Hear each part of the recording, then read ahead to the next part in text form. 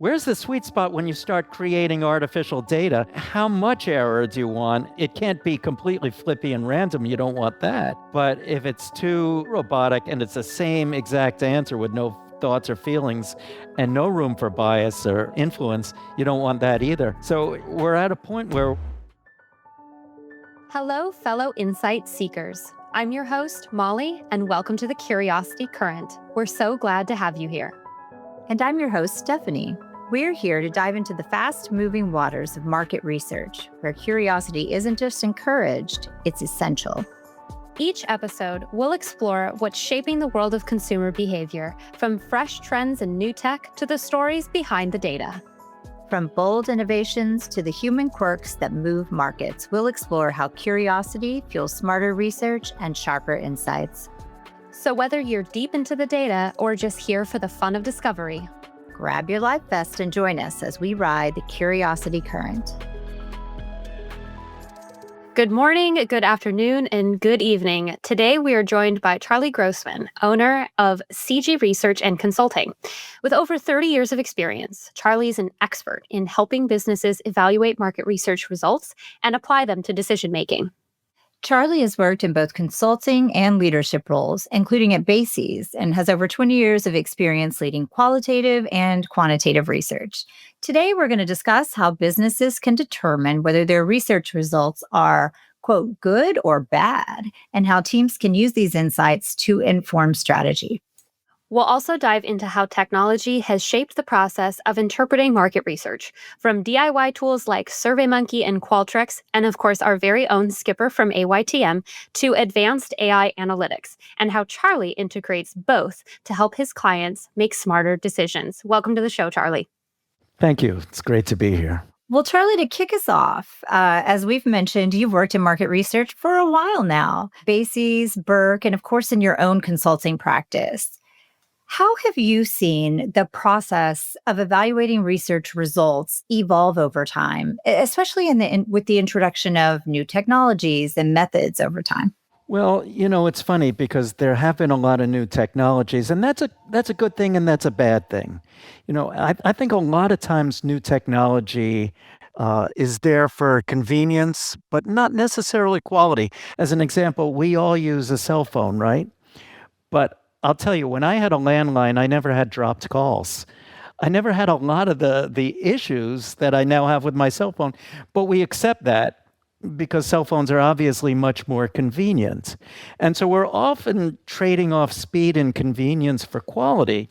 So I don't want to sound like too much of an old timer, but I think with a lot of the technology advances in research, there have been some real degradations in quality. And I think we all know that in research, that the quality of data has really, really gone downhill. And now we're playing catch up, and there are a lot of great companies out there that detect fraud, detect bots, et cetera. But, I go back to the day, and I'm going to date myself, but I guess you guys already have. When I started out, research was done either over the phone or maybe in the shopping mall with a clipboard. Those intercept interviews. Mall intercept, right. And that might be seen as antiquated, but you know what? The woman with the clipboard, she never interviewed a bot, right? She never interviewed the same person 6 times in a row.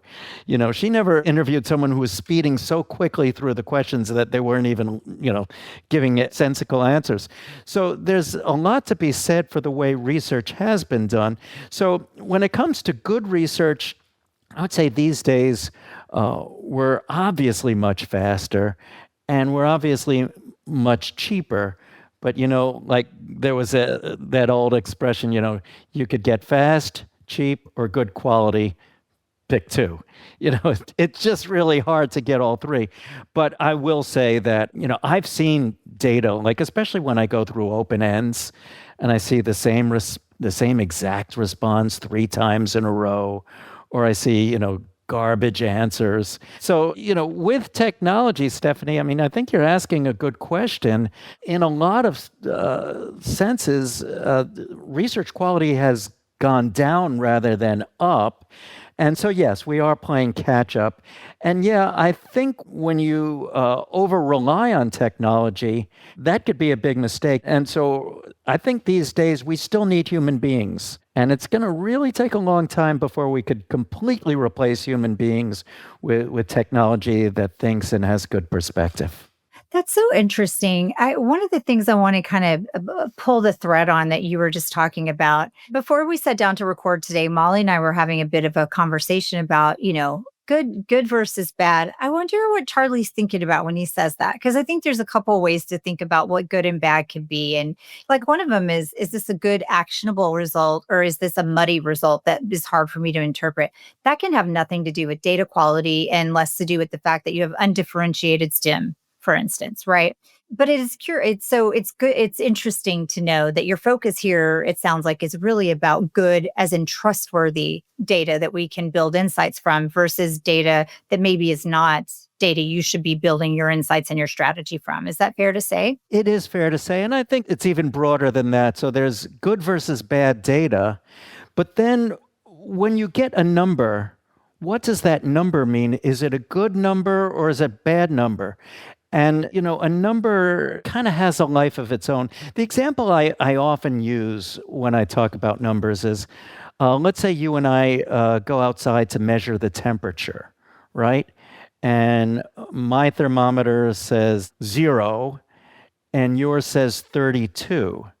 So you might say, well, your thermometer is, measuring a higher number. It must be hotter. But, mine was centigrade and yours was Fahrenheit, so it's really the same. So, a long way of saying a number's not just a number. And so it's very important when we get data to understand what the number means. And when I talk about good or bad, as an example, I get, let's say, purchase intent, right? Because that's a very common metric, and a lot of decisions are based off that. So I test a product and, 80% say they either definitely or probably would buy. Is that good? Is 80% good? What does that really mean? So when I talk about the word perspective and when I talk about good or bad, what I'm really talking about in the big picture is my research actionable? Can I make a decision off it? And if I provide you a number, can you do something with that number? Can you go back and say, oh, this is a good number and it means I will have good results? That's really the bottom line. So that's really big picture what I'm talking about when I say perspective and good and bad. Got it. So it's a little bit of everything that goes into that, it sounds like. It is. I remember a client once said to me, she said, Charlie, when we're buying your research, all we're buying is a number. And if we don't trust that number, or the number doesn't help us take action, we've just wasted everything. At least if you buy a home or buy a car and you don't like it, you could sell it. You buy a number and you don't like it, you've wasted everything. So I've always thought about that. Our job as researchers is to provide numbers or, maybe qualitative data, not necessarily numbers, but data and information that has value. And it only has value if you can make a good decision that will help you. So that's where I get back to a number's not just a number. Data's not just data. You have to have perspective when you provide that data. And that context is so, so important when you're going to your customers, when you're going to the market, when you need to see those business impacts. So I'm curious, I want to deep dive a bit more into that. How? How is the process of that? What, in your experience, have been key factors that businesses and researchers should focus on to ensure that their research results are well contextualized and that they are good and bad? How are you ensuring that they are actionable? That's a great question, Molly. And I think the key word you said there was contextualized. Numbers in general, especially in our field, they don't live on their own. And even we started out the conversation talking about good or bad. Those are relative terms. If I say this is a good number, well, it must be compared to something else. That's a bad number. So context is key when it comes to research.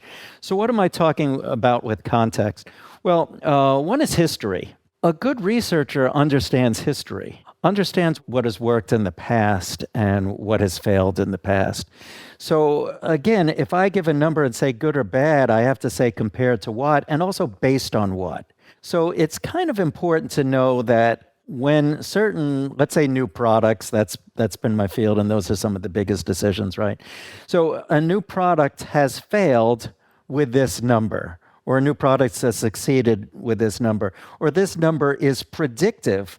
Well, if a number is predictive, you've got to have some history. And I don't think people realize the importance of history, but a good researcher is someone who's also a good historian, knows what has happened in the past. And when I give a number, if I have some perspective, I could say, well, this is what's happened in the past when I've reported the same type of numbers. So that's important for context. But also, if we're going to build context, then one of the most important words is consistency, right? And that's kind of dangerous because we are talking about changing technology. And as I've said, changing technology is wonderful, but in the research world, it could really hurt you. Because when you change technology, you're often changing methodology. And then you've got apples and oranges, which is an expression we all use a lot in research, right? You're comparing apples and oranges. Then you've only got one apple and you've got a history of oranges, and you really don't know what you're doing. You have no context, you have no consistency. When I worked with BASES, so I worked through various iterations and changes, but whenever we made a change, we parallel tested. That's not something that's done as much these days and is very time consuming. It's very expensive. No one really wants to go through those processes, but it really helped. So the big one obviously is going from, the mall intercept, the phone interviews to online. And you definitely see differences. And there's a lot of differences people don't realize. One is the technology, of course. But behind the technology, it's not, electronics versus face-to-face. There's so much more behind that. So when you're doing a face-to-face interview, you might not want to insult the person. One thing I remember seeing is when we went online, all of a sudden, dislikes. You'd get likes and dislikes. They might be same, but the list of dislikes would really grow. And people would get angry with their dislikes, and they really let you have it. That never happened with face-to-face interviewing or even phone-to-voice interviewing. So that changed. And then with technology and context, there's a lot you can't control for that you used to control for back in the day when you were doing, old types of interviewing. So, for example, when we did good old mall intercepts, which is, kind of a joke right now, what we found is, here's an example. We would control for weekday versus weekend and day versus night. Who's shopping during a weekday? Well, it's probably, a stay-at-home mom, or I should say a stay-at-home dad now. It could be a retired person, an unemployed person. Very different than the person who shops at night during the week, and different than someone you'd see over the weekend. That you can control for. Now, I get an invitation and, I might do it in the middle of the night. None of that is controlled for. And then there's a lot of things that, I might give this to, maybe my wife will fill out the survey. Maybe my kids will fill out the survey. So control is gone. But when control is gone, accuracy disappears. So there's a lot of things that you want to do to create context, and it is, I think, more difficult today. But getting to the original question about, how do we create context? I think consistency is really an answer. So it's not just methodology, it's consistency in your sample, it's consistency in the quality of your sample, it's consistency in the way you ask questions.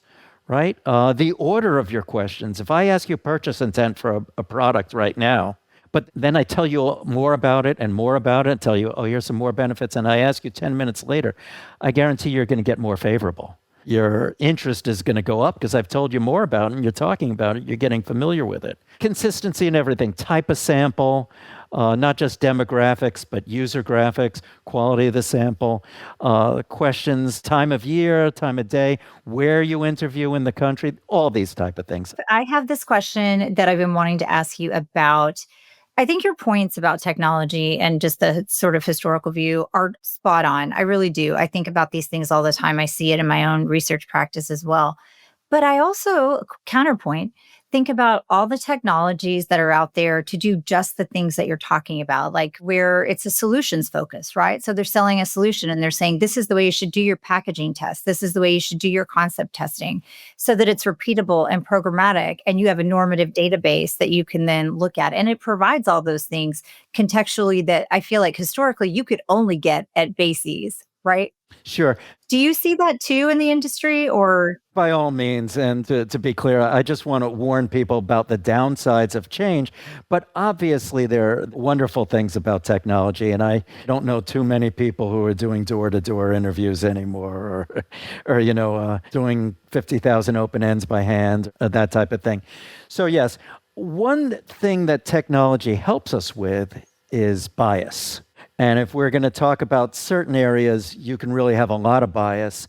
And that's another word we as researchers have always been concerned about is bias. I'll give one example, forecasting, right? When I've done forecasting in the BASES or also on my own, I guarantee you that my forecast will always be different than an in-house forecast. And 100% of the time, my forecast would be lower. 100% of the time. And it's not because of different methodologies, it's because every forecast has some judgment and it's going to have some bias one way or the other. And that's okay. You have to put judgment into forecasting and to data reporting. That's the human context. But if I put a forecast in the hands of a new product manager who is, going to receive a bonus on whether this product launches or not, I kind of have a feeling that forecast is going to be really high. And every decision, every lever, every needle is going to go towards the high side. So one thing that technology does help us with is removing that bias. And yeah, it helps us with the consistency. And so sometimes removing a human element is good, right? Because humans tend to be kind of biased. We're all biased. So it removes that out. But at the same time, it also removes good human judgment. And, so I've yet to meet, AI that has perfect judgment. We're getting there, right? And we always said when we build a model, the idea is to keep replacing judgment with data. I have a hunch about this. Let's test it out. Let's do 50 parallel tests. If that works, then we'll create an equation. And that equation can be fed into a model, and then the bias is gone. So that's the good side of technology, is it removes some human elements that we don't want in data interpretation. So in that sense, technology can be very helpful. Yeah, you want the only human element to be the people that you're actually asking questions about, not anything else intervening in that. That's right. It was interesting. I was seeing a presentation on bots and artificial respondents, synthetic data. And I think we all, when we first saw the synthetic data, we were all a little scared. And then once we got used to the idea, we all felt better. But when the humans create synthetic data, there's a lot of judgment in that. So for example, if you ask me a question, do you like this product? And I say yes. And then 15 minutes later, I say no. So we started testing bots, synthetic respondents.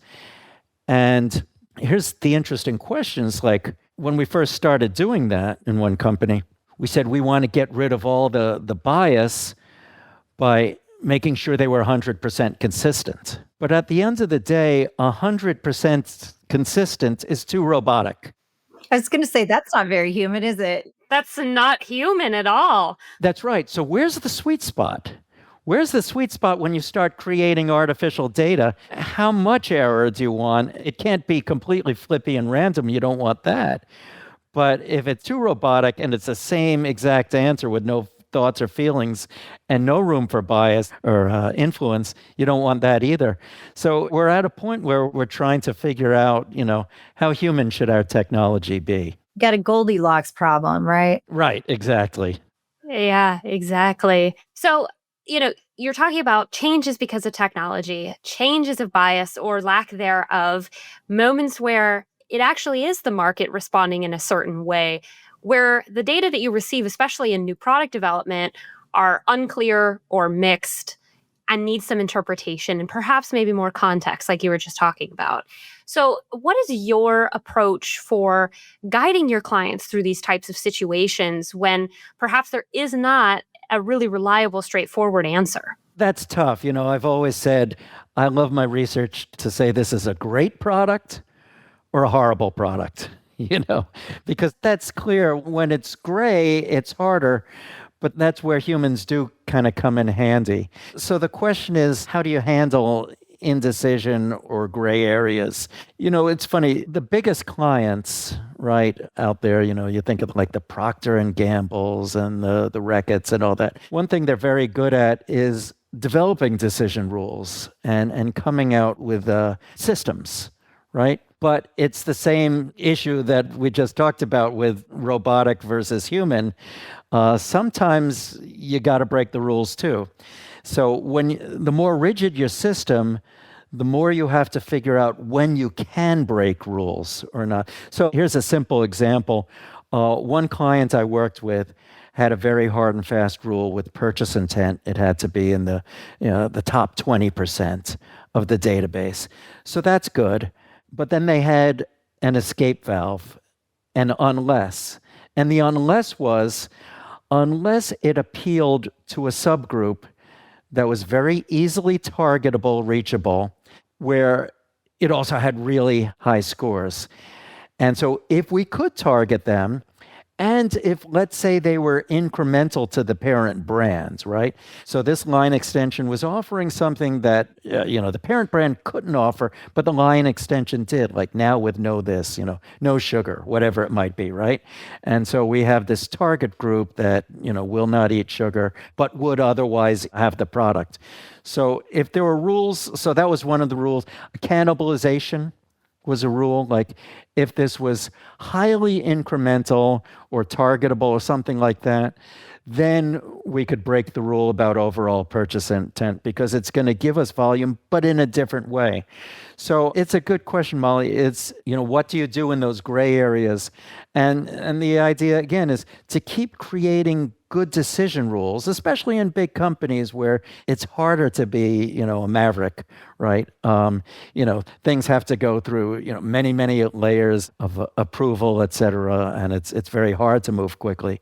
That's when it's good to create not only decision rules, but secondary rules.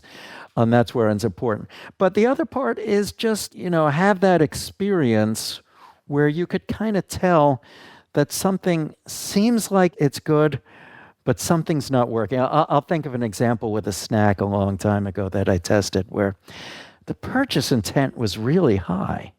It was the top. So if anyone was just like a one number person, they would say, go for it. The other thing that was really high was uniqueness. So now uniqueness could be really good or bad, right? You can have something uniquely good or uniquely bad, right? And both of those things are real situations. But here was a situation where the purchase intent was really high and the uniqueness was high. So what do you do there? Almost everyone would say, let's go. But something was bothering me. And I don't know if AI was looking at the situation, they would see the same thing I saw. It just, as I looked into the open ends, it just seemed a little funny to me, and I couldn't put my finger on it yet. But I started looking at the data, and one thing that I saw was, and this was just a concept, right? So it was a snack concept. So, they hadn't tried the product yet. So, sometimes it's hard to make a decision just about an idea, but that's what they wanted to do. They were going too fast, and they were either going to launch or not launch based on just an idea. So I said, the idea is very broadly appealing and it's unique. So it sounds good, but I was kind of, double-minded about it. And so I looked at it. One thing I saw that is claimed purchase frequency. How often are you going to buy it? Was pretty low. And I said, I'm getting a little worried. And then I started digging into the open ends. And I said, what do you like about this product? And they were saying, well, it's really cute. It looks fun. And, after a while of looking at it, I said, you know what? This is going to be big at first. You're going to get a lot of people to try it, but I don't think it has staying power. It's not going to sustain. And they launched it. And that's what happened. So the first few months you saw really high numbers and then they dropped. because there was nothing that could get people to come back and repeat. So I learned a lesson. I kind of taught myself the lesson that if your only salient feature is being unique, that might not be enough. It might if it's uniquely beneficial in the long term. But if it's just, hey, this looks like really, a fun idea, let me try it, that might not keep someone coming back to try it again. So, that was my suggestion. It wasn't to launch. It just seemed like it had too many, negative factors. It looked like if you were just going to hit the market and leave, like, pumpkin spice lattes or whatever, we're just going to be in for a season, then we're going to pull back, then it would work. Hey, but pumpkin spice lattes are every season. I'm there. Right. And if it's that good, then maybe it'll have longevity. But this was a case where it didn't have the flavor staying power. It just didn't have it. And it was kind of a flash in the pan, so to speak. I love just the layers of that, though, because I will say, like, I was tracking along and like you were saying, PI alone, not the best. And I agree with that. You layered on uniqueness. And I was like, yeah, there we go. Because I always think about like, when you cross PI and uniqueness and you make that quad chart, that you're really finding it's white space, right? It's like, oh, well, here's white space to pay attention to. But then you went that third click further to say, is something in here, right? That's like telling me that this isn't connoting white space. It's telling me that this is the novelty product, essentially. Right. And I still don't know if AI would pick that up or not. It might, and I'm sure over time it's going to keep getting better and better. But, those are the type of things to look for. And then other things, Molly, you were asking about, creating contacts, and I was talking about consistency. Consistency in your promises, in positioning, can make a huge, huge difference, right? Are you over-promising or under-promising, right? If you're under-promising, it's probably better in the long run. If you're over-promising, you could kill your idea right away. And so concepts and research, you should have the certain amount of promise. Again, Goldilocks is a good example. Not too much over-promise, not too little, but just about right. Because I've seen a lot of products that did very well because they underpromised and did horribly well because they overpromised you. An example was a silly thing, maybe sounding silly, but a dishwasher detergent, right? Automatic dishwasher detergent. This was when I worked at another company. I didn't work on this project, but I got the free sample. So I took home the dishwasher detergent. I used it. My wife used it. Remember my wife telling me, get some more of that product. It's the best, it's great. It's so good. Dishes are so clean. Okay. So after the project was over, I went to the guy who was running the project and I said, I bet that did really good. He said, no, it did terrible. It got really bad product scores. He showed me the product scores. I said, really? It was so good. It cleaned the dishes. I said, let me see the concept. He shows me the concept. And the concept says, something to the extent of, this product is so good, it even removes, your worst stains, even burnt on grease. Believability is low as a metric on that one. Yeah. Well, the problem was I think people believed it. And they said, oh, I'll buy it. Even stuff baked on grease. Well, usually you have to get a hammer and chisel to get rid of baked on grease, right? But that was the promise. And guess what? It didn't remove baked on grease. It was great, but it wasn't that great. You just got to be a little careful not to overpromise. And it's like someone once said to me, it's like, listen, anyone could write a good concept, but if you might not be able to deliver. So, it's just a long way of saying you got to have the right amount of promise. You're better off. I've done a number of food products that underpromised because they talked about health, and health, you can't eat nutrition. You can't eat numbers, like low fat and this and that. You can't live on that. Very few people will buy food products that they really hate. But I've had cases where, the concept was all about the numbers, the ingredients and the quality of the ingredients, and it looked unappetizing, but people brought it home and said, this tastes pretty good. I'll buy it again. And I've seen really great repurchase intent because you didn't promise me too much. I was basically buying the numbers. And when you're buying a food product based on numbers, there's a really good chance you're not going to buy it a second time. You're just buying it once because of the numbers. And that's a promise that, is kind of factual. So yeah, I'll buy it. But if it tastes bad, that's it. That's one purchase out of a lifetime of purchases. So I've seen it go both ways, under promising and over promising. And both of those things can really flip your numbers at the end. But I think a big mistake is dialing things up too much at the concept level, because the product, it's the same product, but it could wind up really, really, really being very bad because people expect it too much. So managing expectations is important. And companies need to have kind of consistent policies with managing expectations. Do we really turn it up and promise a lot to get them to buy once? That's a great short-term idea. Long-term, it's really going to kill you. So I think usually the answer is somewhere in the middle. The Goldilocks answer usually works best. Well, and that's so funny because the data is not going to tell you that, right? The data is just going to be like, this is great, but it's that experience, like you're saying, and it bears out at shelf, which is the worst way to find something out, right? Like that's not when you want to find out that your product isn't going to hit the numbers. Right. You really have to understand like what you're promising and what people are going to do as a result. An only mildly related result, there have been a couple of elections in the past number of years where the results were a little surprising, right? And part of that was, going to the right sample and being able to predict things. And in the case of elections, it's likely voters. That's your right sample, And, so it's almost like two parts to that piece. One is who you're going to vote for. And I think we're pretty good at that.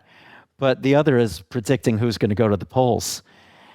And we need to do more research on that. I mean, I have my own opinions on who goes to the polls.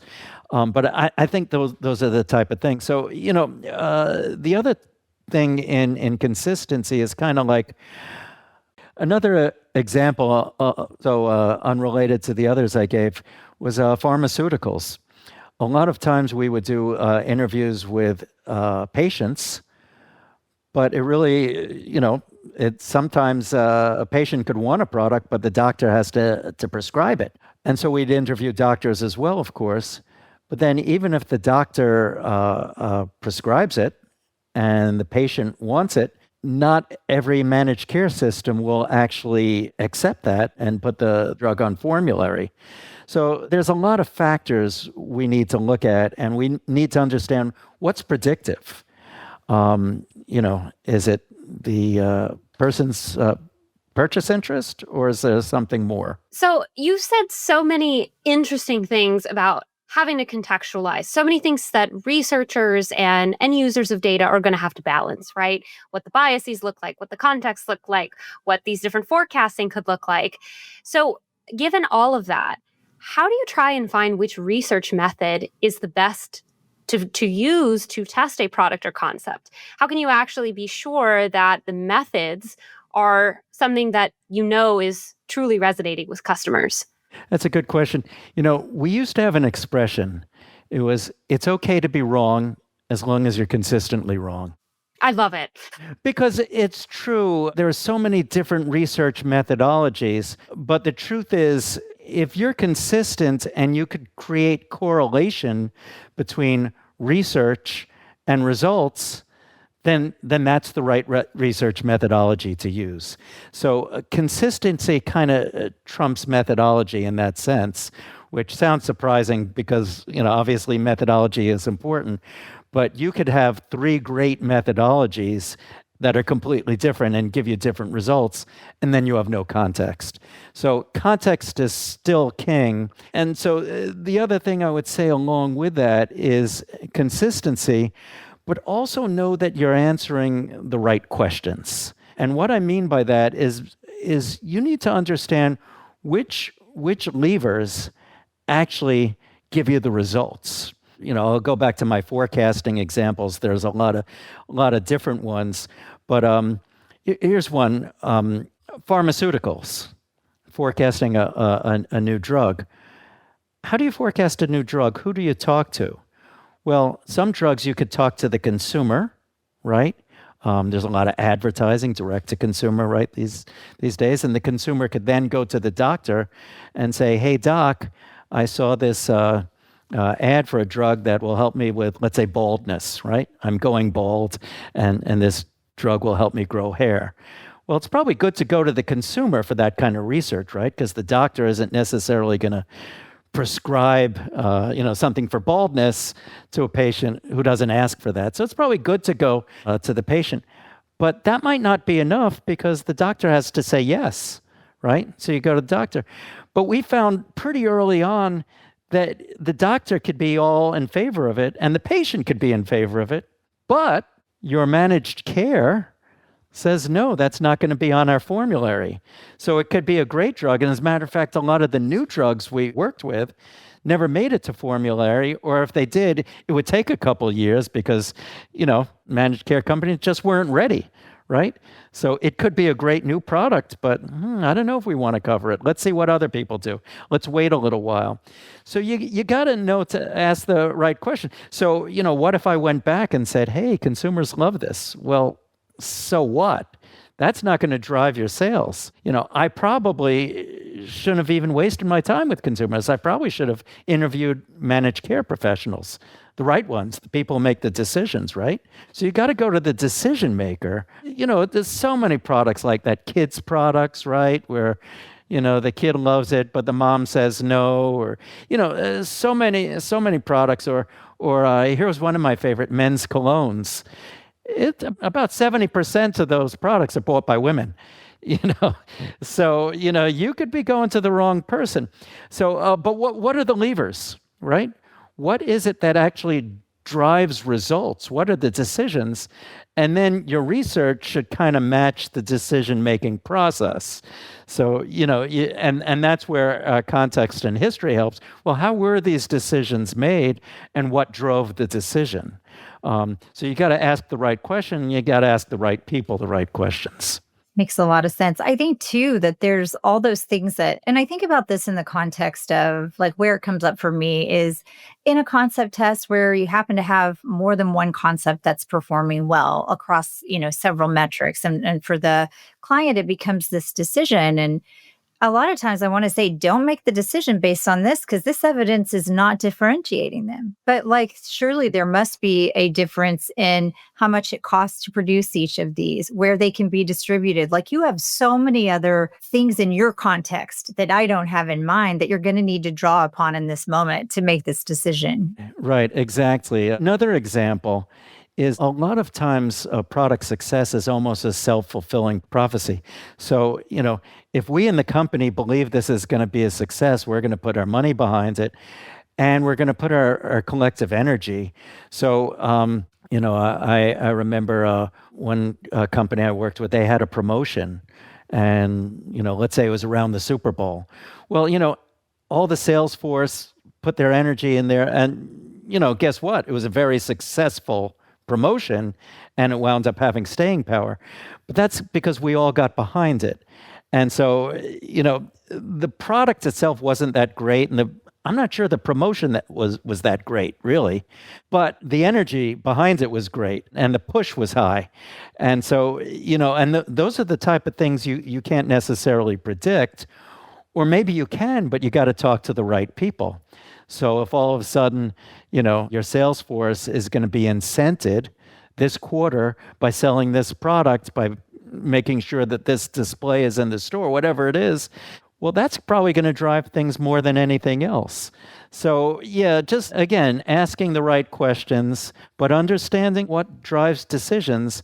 And sometimes, what happens is we're asking the wrong questions and the data we get doesn't matter. That's so interesting. Never underestimate the power of sheer force of will. That's exactly right. So you really have to understand. And again, history will tell you what it is that's really made something successful or not. And the right answer to the wrong question usually won't do that. So you got to make, and that's where, AI will get there and people with history will get there, is being able to look at history and saying what's worked and what are the drivers. Understanding drivers in the whole decision-making process, in the success factors, and also, for that matter, being able to define success, right? When we make decisions what are we deciding for? Are we deciding for a short-term win or something that's going to last 2, 3 years in the market? So we have to, build the right model of success and a right decision hierarchy model. And then the research will follow all of that. And then we'll have perspective. But it's a whole process, and research is just one cog in that wheel. Exactly. Yeah, that's such a good point. I want to switch gears a little bit. Still, in the context of technology advances, AI, automation, I am curious how you personally, in your own practice, ensure that human interpretation and empathy stay central to how you do your work and understand your research results, even though I'm assuming that executionally, you're as interested in leveraging those tools as much as the rest of us. Sure. Yeah. Well, it's very important. A lot of the research I do is quantitative with a qualitative piece. And, oftentimes the qual really gives you the color behind the data and really tells you the story that you don't get in straight numbers. And, will you buy it? Yes or no? Is this a good value? Yes or no? Type of thing. So the qual is important. So far, what I'm seeing is that AI is kind of good more at big picture coding, right? I mean, I could probably go through 1,000, maybe 2,000 responses. After that, I get a little tired, But if you're working with really big data, you have no choice. You have to use technology. And obviously, technology allows us to do a lot that we could not do in the past. So that's great. But still, what I find personally is, just for my own sake as a researcher, I can't really report results unless I've kind of gotten my hands dirty, right? I can't just, and that was true, 30 years ago as it is now. I could never just report results if someone did the work for me and just handed me the report and I said, here's the report. So, I kind of feel like you kind of got to wrap your minds around what's going on. And so the best thing I've always found is open ends. That really gives me the picture. Right now we could tell positive or negative, right? Sentiment. So we could get a read on sentiment. But when you read them yourself, and maybe you don't have to go through 50,000, a couple hundred will do the job. But you could get a good sense for things like anger, disappointment, and just how deep it was. So, your quant results will tell you, will give you a level, but the true depth can only be measured, I think, by looking at open ends. And so I do think AI is great in just, giving you, 50% said it was the color, and 20% said it was the texture, and 5% said it was the taste. And it could synthesize a lot of data, but still at the end, you're talking about that human factor. I think it's still a human business, and you do need somebody to kind of really get the feel for what's going on. And it's kind of hard to get that. You're still not getting enough of an empathetic read from AI to really express the depths of people's, disappointment with the product or their elation, goes both ways. It is. It's so true. And I think on our platform at AYTM, we have full content analysis that's automated now with AI. And it's great, right? So we'll take an open end and turn it into structured data in a minute, right? Wonderful. I still find in reporting, nothing is as powerful in your storytelling process as a representative quote that just really nails something that has come up among more than one person. I don't know how you present results. A lot of times, clients will just take the results and run with them, and no one has time for a presentation, and that's kind of a shame. Because there still is nothing like a presentation. And I understand, you don't have time, you can't get everyone together in one room and all that. It's hard to do that. When I started out, presentations were like an hour and a half, right? Then it was an hour, and then it was 30 minutes, and people would come 10 minutes late, and just get to the bottom line. And so a lot of that's gone. And so, my initial example with a cell phone, with technology, you're really getting efficiency, but you might not be getting the depth of feel and quite frankly, emotion and At the end of the day, almost every product is bought based on emotion. I don't care what it is. There is some sort of feeling you have that helps you make a decision. And you get that from the human touch. I think we all still have some value in this world. We can't be completely replaced, not yet. Yeah. And I'm glad that you brought up again the analogy with the cell phone versus the landline. Like you mentioned that early in our conversation, and that has been resonating in my mind because I think that's a perfect kind of example of what we're talking about. Where's the balancing act here? People need to make decisions fast, but like you said, we keep going back to context, we keep going back to robustness, we keep going back to quotes and open ends. Where, I guess, is that Goldilocks zone? We've mentioned it a few times. Where's the spot to make sure that your clients can go to market fast and capitalize on an opportunity, but then also that it is reliable? Where's that spot? When I went to I guess it was a couple of years ago, right after ChatGPT came out, and so the quirks and TMRE, all the presentations, it was like, I don't know, 70% were on AI, and I would say, a pretty good percentage of people attending these seminars were just there to answer the question, will I still have a job in a couple of years, And I think the answer is the same technology answer. For the past 500 years, there's always been a question, will technology replace me, right? And the answer generally has been no, technology hasn't replaced jobs, it's just shifted them, right? So when we went from, the hand plow to the tractor, those kind of things, or when we went from, hand manufacturing to factories, economies have done better, not worse, right? Most technology has improved economies. And, when we went to the internet, a lot of stores went out of business. But in general, the stock market went up like crazy when the internet came out, right?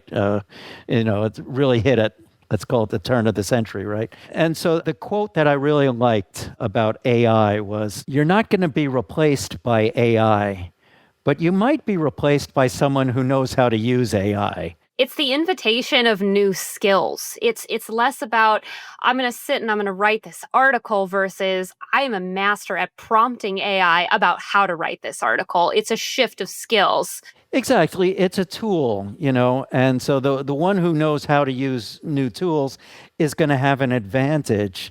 And so, and that's been true, everything. When Excel first came out, the analysts who really knew how to use Excel and they were doing pivot tables and all these things, they were way ahead of everybody who were just, writing things down on a piece of paper.